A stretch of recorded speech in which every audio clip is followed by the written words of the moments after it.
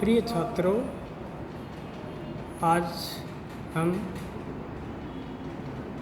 जयशंकर प्रसाद हिंदी साहित्य के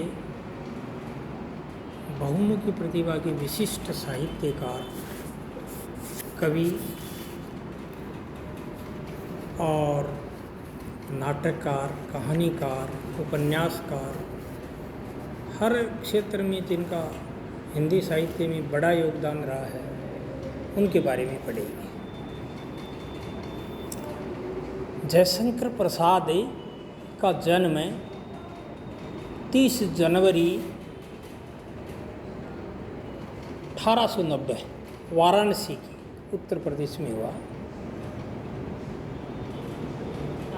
वाराणसी विद्या की नगरी है और प्रसाद के साथ साथ वहाँ पर उसके समय में 3 बड़े साहित्यकारों का समवेत योगदान रहा है।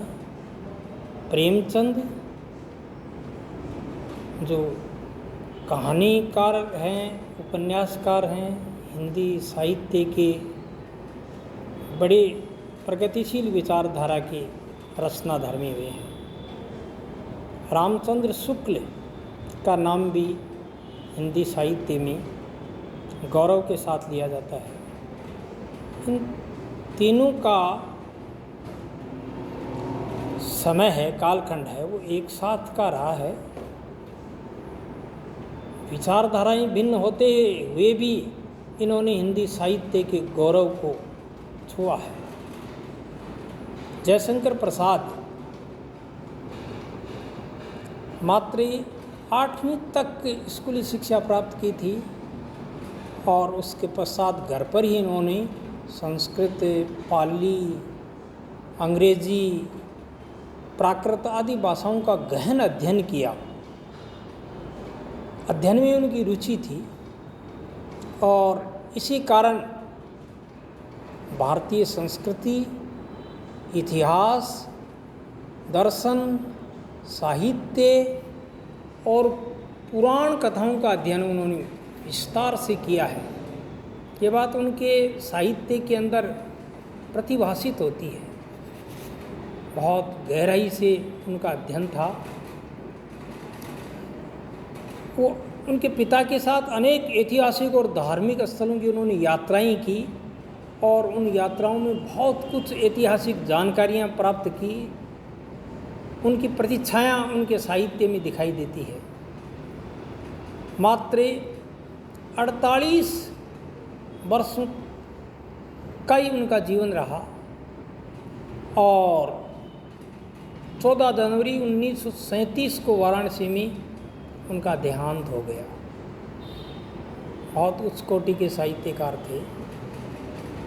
साहित्य सेवा के साथ साथ वो समाज सेवा भी करते थे। अपनी पैतृक व्यवसाय का काम भी देखते थे। 15 वर्षों की आयु में ही वो कविता करने लग गए थे। संगीत प्रेमी थे, प्रकृति प्रेमी थे। हिंदी साहित्य में छायावाद एक ऐसा कालखंड है जिसमें प्रकृति का बहुआयामी चित्रण किया है और उस छायावाद के प्रवर्तक जयशंकर प्रसाद थे। प्रसाद के साथ ही छायावाद का भी अंत हो गया।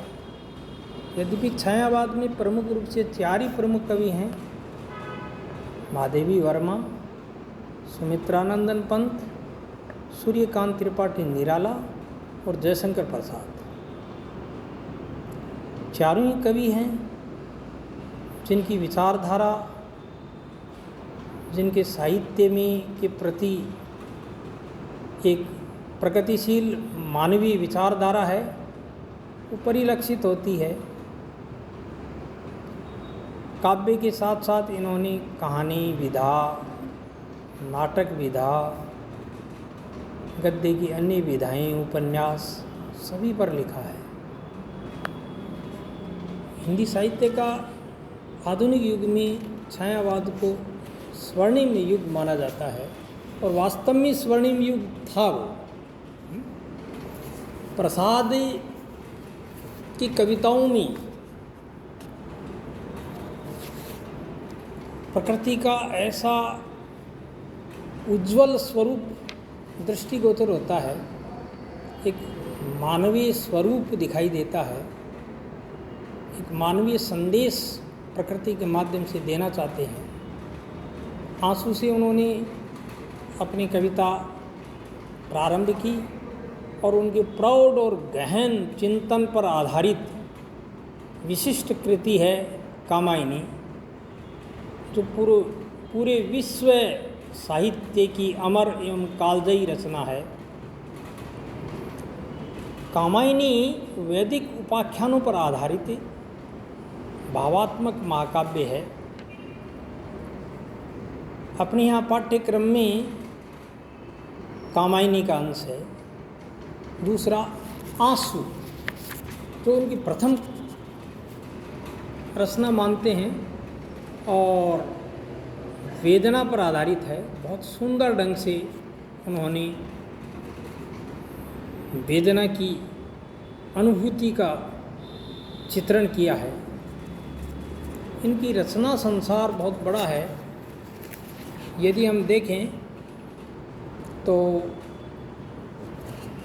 इनकी काव्य रचनाएं हैं, इनमें प्रमुख रचनाएं हैं आंसू, आंसू के बाद झरना, लहर, कानन कुसुम, महाराणा का महत्व, प्रेम पथिक और कामायनी। प्रसाद एक उच्च कोटि के कवि हैं तो एक उच्च कोटि के कहानीकार भी हैं। उनकी कहानियों में सांस्कृतिक गौरव है, राष्ट्र के प्रति समर्पणशील भावना है, चेतना है और मानवीय मूल्यों का बड़ा सुंदर एवं सारगर्भित चित्रण है। इनके 5 प्रमुख कहानी संग्रह हैं: छाया, प्रतिध्वनि, आकाशदीप, आंधी और इंद्रजाल। पाँचों में लगभग 300 कहानियाँ हैं और उच्च कोटि की कहानियाँ हैं, आदर्शोन्मुख कहानियाँ हैं, जीवन मूल्यों को और सांस्कृतिक गौरव को प्रकट करने वाली कहानियाँ हैं।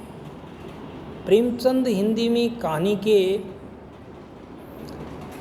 महानायक माने जाते हैं, सम्राट माने जाते हैं, पर प्रेमचंद की कहानी की कथावस्तु और प्रसाद की कहानी की कथावस्तु में बड़ा अंतर है।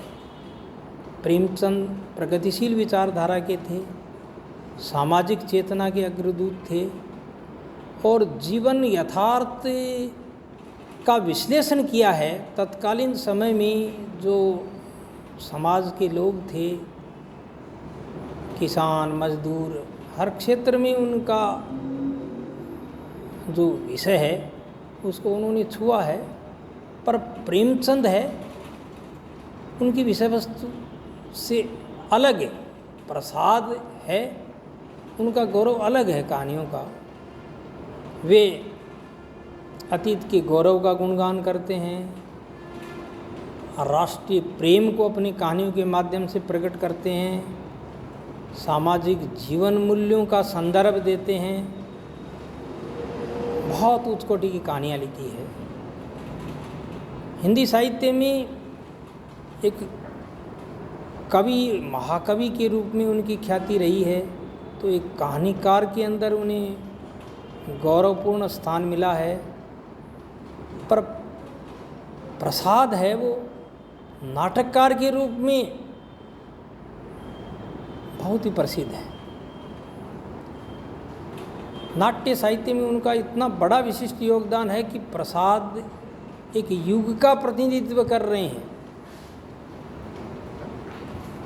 उनके उच्च कोटि के नाटक हैं, राष्ट्रीय स्वरूप को प्रकट करने वाले नाटक हैं। चंद्रगुप्त मौर्य, ध्रुव स्वामिनी, जो इस साल से फाइनल के पाठ्यक्रम में रखी है। ध्रुव स्वामी बहुत उच्च कोटि का नाटक है। इसके अलावा स्कंदगुप्त है और प्रायश्चित, विशाखा, कामना, ध्रुवश्री, ये नाटक हैं, वो अपने आप में प्रसिद्ध नाटक हैं। प्रेमचंद ने निबंध भी लिखे हैं, काव्य और कला तथा अन्य निबंध। एक बहुत अच्छा निबंध लिखा है, सॉरी प्रेमचंद नहीं, प्रसाद ने। प्रसाद के कहानियों में जो मानवीय धरातल का जो चित्रण है, ग्रामीण जीवन के पात्रों का चित्रण है, उनके शोषण और गरीबी और बेबसी का जगह बड़ा मर्मस्पर्शी चित्रण है। तो प्रसाद नाटककार भी हैं, एक अच्छे कवि भी हैं, एक कहानीकार भी हैं। उनका प्रभाव उनके कथ्य और विषय वस्तु के अंदर परिलक्षित होता है। कामायनी उनकी बहुत सुंदर दार्शनिक रचना है, वैदिक उपाख्यानों पर आधारित है और दार्शनिक रचना है। कुछ आलोचक कामायनी को विश्व की सर्वश्रेष्ठ कृति के अंदर मानते हैं।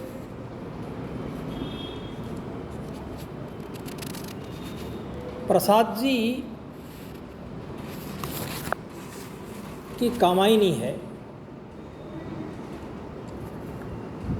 वो एक भावात्मक रचना है और उसमें एक मानवीय जीवन का संदेश है। उनका पहला सर्ग चिंता,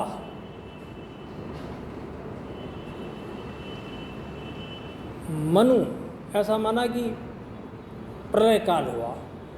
वैदिक उपाख्यान पर आधारित होने के कारण उसका जो कथानक लिया गया है बड़ा सुंदर है।